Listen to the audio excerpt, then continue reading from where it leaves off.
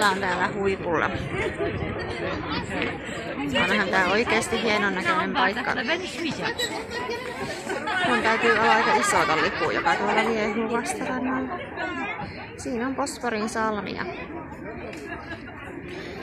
2 maanosaa. Täällä on ihan törkeen kylmä. Me oltiin risteilyllä ja Lokki kakkas mun pitkän hihasen päälle.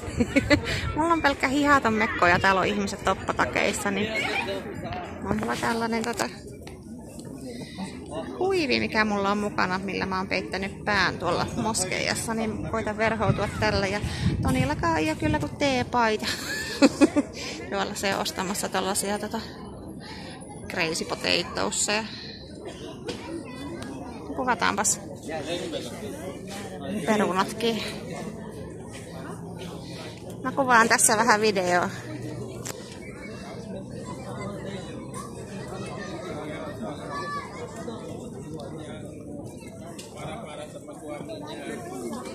Maistuu vähän perunalla.